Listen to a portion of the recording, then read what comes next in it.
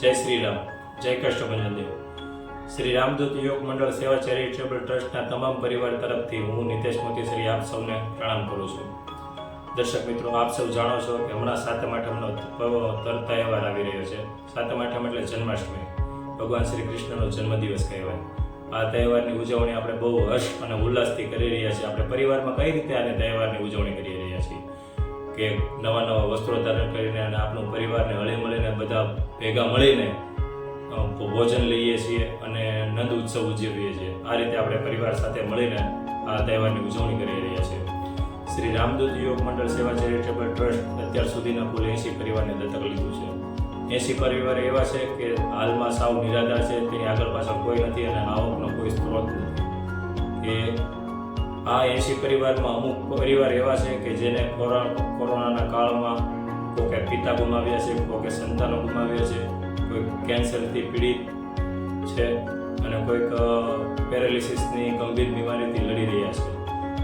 આપણે અનાજ ખરીદવાની તો વાત દૂર છે. આ પરિવાર એવું છે કે પોતે અનાજ તો નથી કરી શકતું, પણ પોતાના છોકરાને પાણી પીને ભૂખ્યા પેટે સુવડાવે છે. આવા પરિવારની અત્યારે હાલની પોઝિશન છે. તો આવા પરિવારને શ્રી રામદૂત યોગ મંડળ અત્યાર સુધી અનાજની કીટ પૂરી પાડે છે અને માનવ સેવાનું ભગીરથ કાર્ય કરી રહ્યું છે. અને ભગવાન શ્રી કૃષ્ણે શ્રીમદ ભગવદ્ ગીતામાં કહ્યું છે કે સર્વસ્વ ચાહમ હૃદય સન્નિવિષ્ટો, કે પ્રત્યેકના હૃદયમાં મારું સ્થાન છે. જો ભગવાન ખુદ એવું કહી રહ્યા હોય કે ભાઈ પ્રત્યેકના હૃદયમાં મારું સ્થાન છે, તો આ 80 પરિવારના હૃદયમાં પણ ભગવાનનું સ્થાન એ હોવું જરૂરી છે.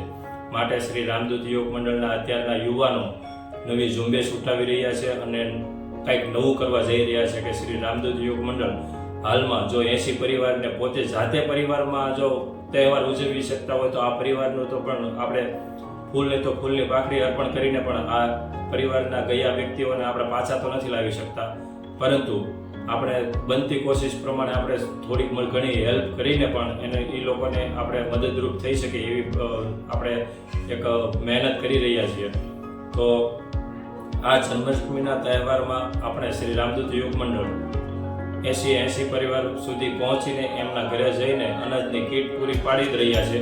પણ સાથે સાથે આ તહેવારમાં મીઠાઈ અને ફરસાણ વેચીને તેમને અર્પણ કરીને આ ખુશીનો તહેવાર ઉજવી રહ્યા છે. તો આ તહેવારમાં જો આપ સૌને આમાં મદદરૂપ થવું હોય તો અમારો સંપર્ક કરો, અથવા 100, 200, 500 રૂપિયા ટ્રાન્ઝેક્શન કરવા માટે જો બારકોડ સ્કેન કરવો હોય તો તે પણ કરી શકો છો.